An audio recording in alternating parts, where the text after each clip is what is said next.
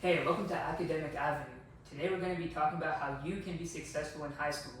And we're joined here with Zaid and Robert. So introduce yourselves, guys. My name's Zaid. I'm in 11th grade here at Seven Lakes, and My name is Robert Garcia, and I'm a sophomore at Seven Lakes. Alrighty. And I'm Shawi, by the way. So we're first going to be talking about what courses you should take during your high school career, as courses are a vital part of what you take. So, do you guys have any intel on what you should do? well, me being in 11th grade, I feel like I've taken my fair share of courses. A lot of them harder than others. Like I've taken some easy classes, like engineering classes here, but all in all, I think it's a good thing to take a mix of APs and other classes. Some classes can help teach you like real life skills, while others give you that like edge in college admissions.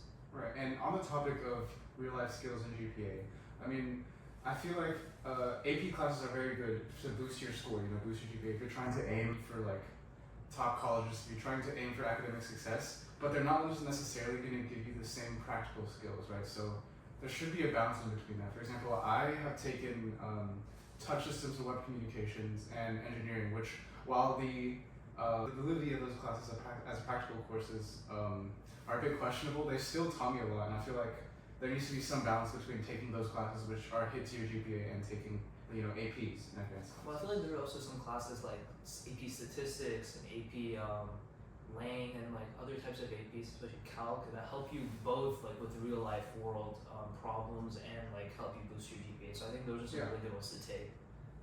Those are some interesting insights. So, what do you guys think about dual credit classes? As those are like college level courses. Do you think those are any better than AP in any way? Maybe. So I can't really speak much on this topic because I've never really taken a dual credit course before, but from what I've heard, it's not that much better than just taking the AP. Like if you're taking dual credit English, it's not that much better than taking the AP or CAP equivalent, right? For Seven Lakes High School. And the benefit, there's not much of a benefit outside of if you have to do that for like qualifying for a certain student organization or something like that. So from my personal standpoint, you shouldn't really be taking dual credit unless it's a specific course that has a practical skill or a technical skill that you absolutely want to learn. Well, it still like aligns with your interests. Yeah, something like that. Alright, I actually disagree with that. As someone who is in dual credit English, instead of taking AP Lang or ACA, I feel like it's a good way for people who aren't ready for the jump to AP to like get themselves college credit, like eat more easier and like stuff like that to ease into the AP lifestyle almost in that hard class. Also, like I said, it does give you that edge in college with you already have some credits. But one thing is like you won't be able to have that prestige of taking an AP. Exactly. And also a big problem is they're only used in high school. In Texas, sorry. Like dual credit courses are only accepted in Texas most of the time. So if you're planning on going out of state, it's really not a good idea to take them. Yeah, that's a good point actually. So let's move on to how what study habits you should do when trying to go through high school. Do you guys have any methods that are helpful? Well, from my experience, the number one thing that you shouldn't do is procrastinate, right? So, especially on larger assignments that they give you plenty of time to do, and AP seminar where they give you multiple weeks to do an essay or something like that. You should be planning out the times where you're doing chunks of it every day. Obviously, you don't have to write one paragraph every single day for until the deadline, but it should be planned out. However, for shorter assignments, I do think that trying to plan out over an entire 2 weeks for something that won't take that much effort is not really efficient. To some degree, you need to have that ability to differentiate between when you should plan in the long term and when you should plan to just I need to get this done. Yeah, I feel like that's just general time management skills. You need to high school does help you develop those for the real world. It's something that gets overlooked when you're in high school, but it's something that it's really important to build time management skills in order to balance all your extracurriculars, your clubs, with your school life and also your own free time, which is really important while you're still young. Nice.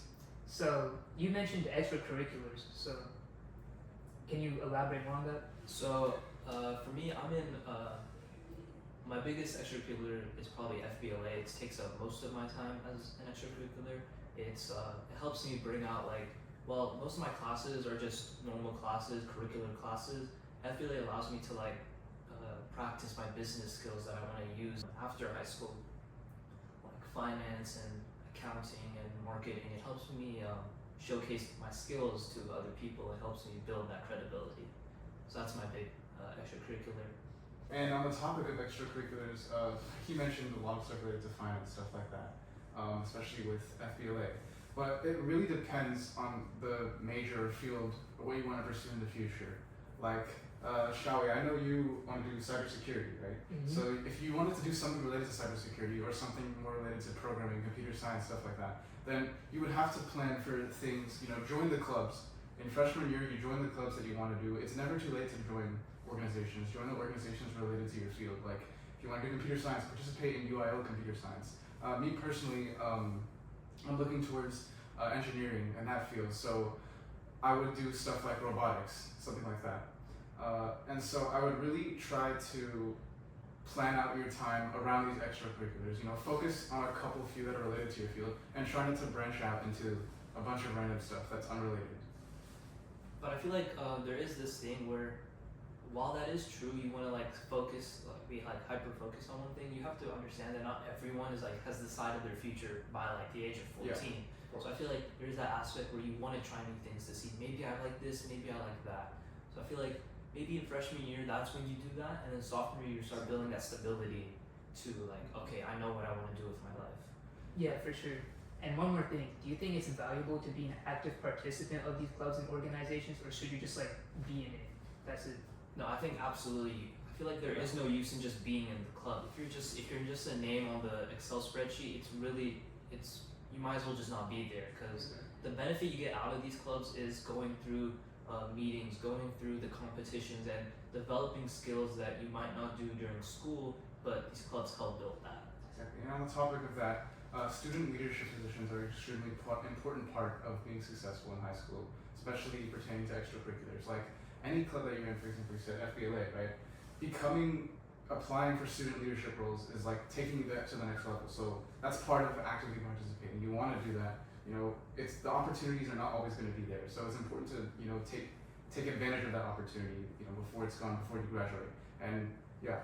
Yeah, even if you don't get in, FBLA, you learn how to do interviews, you learn interview skills, you learn how to build a resume, you learn how to do all this type of things for your officer application. So I think it's important that you have a shot at it at least once. And that's all important in building, your future skills for careers and stuff like that. Yeah, on top of that, you gain communication skills and boosted confidence levels, which are extremely helpful, especially later in life, in the job room.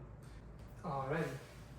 So I think we should move on to another topic, such as your social life, and how does that intertwine with your high school endeavors and such?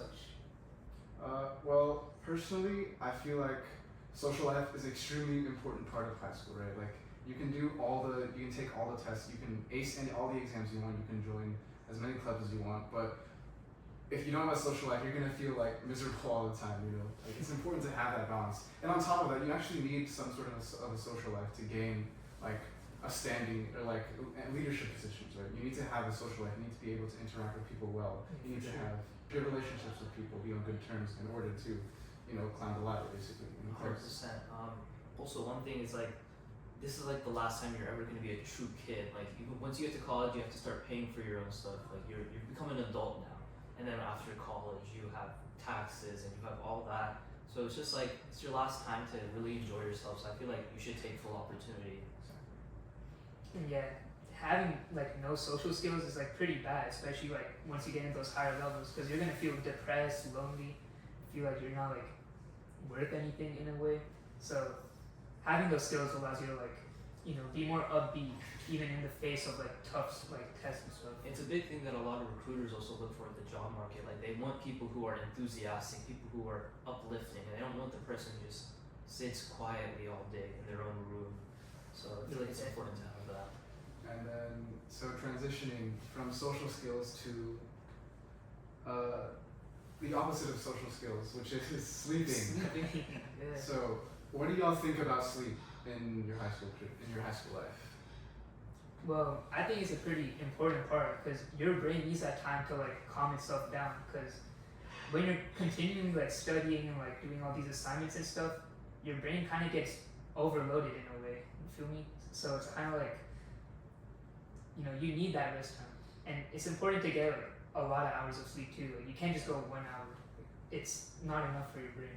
I've been getting a good 7-8 hours of sleep every day, and I feel like that kind of goes with your time management. You have to be able to do your assignments on time so you don't risk losing your like valuable sleep for it. 100%. What do y'all think about doing assignments like in the morning instead of at night? This is something I do a lot. I sleep around like almost right after dinner. Like I eat dinner and then I head off to sleep by like 9 o'clock, very early. And then when I wake up at 5 o'clock. I have like an hour 30 until I feel like it. And when I'm feeling like it, I wake up early, and 5 o'clock I normally get a lot of work done. I'm able in that time.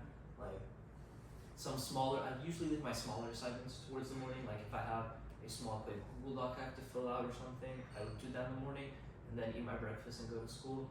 I feel like what it allows me to do is like it gives me that reassurance that like I don't have to do everything at night. Like I don't have to quickly get everything done. I can just relax, sleep, and then be refreshed to do my work.